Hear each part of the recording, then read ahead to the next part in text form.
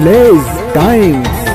आपने बहुत लोगों को सेना के नाम पे गुमराह किया है, सेना के नाम पे वोट मांगा। आपकी सत्ता में आने के बाद देश के क्या हालात हुए, कितने हमले हुए हैं, 995 जवान शहीद हुए और 997 जवान और सिर्फ पैरामिलिट्री की आत्महत्या की है। मैं तो कह रहा हूँ उनके ऊपर देशद्रोह का केस लगा के उनको 6 महीने कम से कम जेल भेजना चाहिए। मोदी जी ने जब चुनाव में आने से पहले कहा था कि पेंशन, मेरा पूरे वोट के अंदर सबसे पहला मुद्दा यही है कि मोदी जी इन जवानों की पेंशन कहाँ है। आप एक बार जीतते हैं एक पेंशन, 2 बार जीतते हैं 2-2 पेंशन। सारा देश का पैसा जो नेता लोग लूट रहे हैं और वो जो रक्षक हैं देश के, उनको पेंशन नहीं है। ये दुर्भाग्य है देश का। अब मोदी जी इतना ही अगर दी पुलवामा शहीदों के ऊपर वोट मांग रहे हैं तो उसके ऊपर आपने जांच क्या की? आप उसकी जिम्मेवारी लेंगे?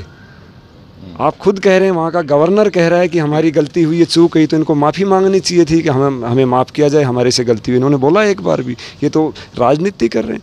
और जब जवान शहीद हो रहे थे उसके 1 घंटे बाद या 2 घंटे बाद मोदी जी तो फिल्म शूट कर रहे हैं।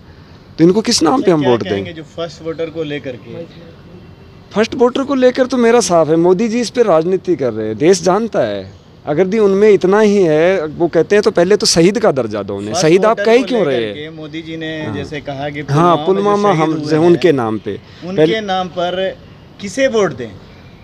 उनके नाम पे जो वोट तो सेना के जवानों को देंगे ना, मोदी जी को क्यों देंगे? ये मांग रहे थे। नहीं, उनको क्यों देंगे? देश क्यों देगा उनको जब शहीद ही है ही नहीं? मैं तो कह रहा हूँ मरे हुए हैं। से क्यों इस तरह से वो बात कर रहे हैं कि बालाकोट में जो हमला हुआ, एयर स्ट्राइक हुआ, उस पर जो है फर्स्ट वोटर जो है वोट हमें दे, इस तरह का ही वो उसकार है ना उन्हें। तो आप इस पे क्या कहना चाहेंगे? मोदी जी से मैं ये पूछना चाहता हूँ कि वो हमला क्यों हुआ, उसके जिम्मेवार कौन है? वो तो हत्याएं हैं, उन हत्याओं के जिम्मेवार आप है। देश आपको वोट क्यों करेगा?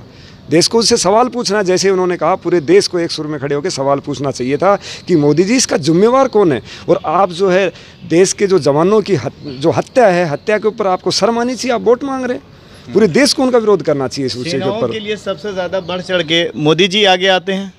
तो मोदी जी आगे आते हैं। सेनाओं की सबसे ज़्यादा मोदी जी के राज में शहीद हुए और मोदी जी के राज में 997 जवानों ने आत्महत्या की है। और जो आतंकी हमले हुए उसमें जो मारे गए वो क्या अर्धसैनिक थे? क्या उन्हें पेंशन मिलता है?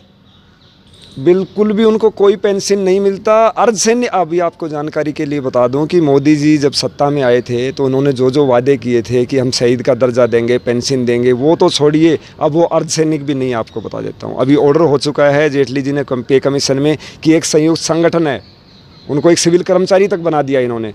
अब आप बताइए ये क्या सम्मान करते हैं? जब एक सिविल कर्मचारी के साथ आप जो खड़े कर रहे हो, एक जवान को खड़े कर रहे हो, तो इससे बड़ी शर्म की बात क्या हो सकती है हमारे लिए? अभी तक हमारे चैनल को सब्सक्राइब नहीं किया है तो स्क्रीन पर दिए माइक के बटन पर क्लिक करें और हमारे चैनल को सब्सक्राइब करें।